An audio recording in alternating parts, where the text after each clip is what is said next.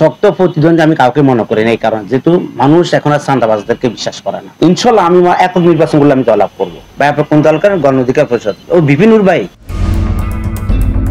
যে কোনো কিছু বিনিময় ইনশাল্লাহ, যেহেতু বিপি ভাই আপনারা জানেন গণ অধিকার পরিষদ এমন একটি অধিকার পরিষদ যা সংগ্রামের পরিষদ, জনগণের ন্যায়ের অধিকার আদায়ের পরিষদ। ঠিক আমরা ইনশাল্লাহ বিপি ভাইয়ের আদর্শে আদর্শিত হয়ে আমরা ঢাকা 5 আসনকে সন্ত্রাস দুর্নীতি মুক্ত এবং কিশোর গ্যাং মুক্ত একদম সুশৃঙ্খল একটা পরিবেশ সৃষ্টি করার জন্য ইনশাল্লাহ আমি বদ্ধপরিকর। শক্ত প্রতিদ্বন্দ্বী আমি কাউকে মনে করি না, এই কারণে যেহেতু মানুষ এখন আর চাঁদাবাজদেরকে বিশ্বাস করে না। আসলে মানুষ এখন চাঁদাবাজ মুক্ত চায়, সন্ত্রাস মুক্ত একটি নগরবাসী চায়।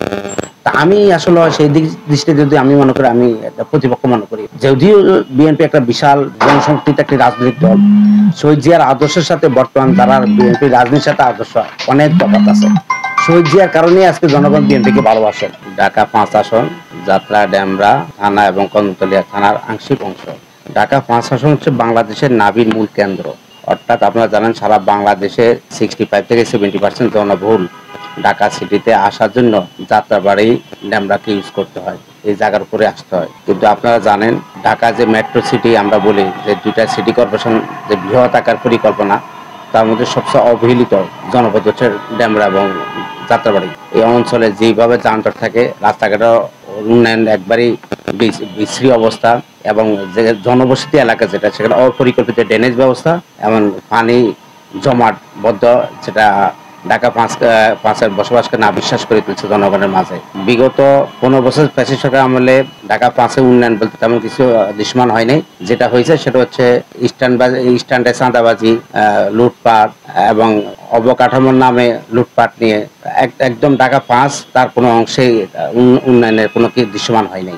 আমার যেটা চিন্তা ভাবনা সেটা হচ্ছে ইনশাল্লাহ আল্লাহ তাআলার হুকুমে এবং জনগণ যদি আমাকে ঢাকা 5-এ নির্বাচিত করেন, আমার প্রথম কাজ হচ্ছে অপরিকল্পিত কোনো রাস্তাঘাট আমি করতে দেব না। আমি কেমন সাড়া পাচ্ছি সেটা না, আমি মনে করি সারা বাংলাদেশে আমার যে প্রিয় নেতা, আমাদের প্রিয় নেতা বিপিনুর হক নূর, বিপিনুর হক নূর নিয়ে যখন আমরা মানুষের সাথে যখন এটা প্রচারণা যায়, মানুষকে যখন আমরা আহ্বান জানাই, ভাই আপনার কোন দল করেন? গণ অধিকার পরিষদ ও বিপিনুর ভাই, এই যে একটা আন্তরিকতা, ও বিপিনুর ভাই এইভাবে মানুষ এগিয়ে আসে, তার মানে আমরা ব্যর্থ।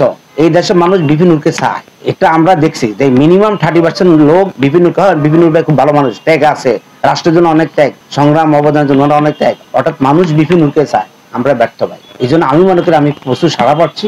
আমি যদি মানুষের দুয়ারে দুয়ারে যেতে পারি, মানুষের ঘরে ঘরে না করতে পারি, ইনশাল্লাহ আমি একক নির্বাচন করলে আমি জয়লাভ করবো।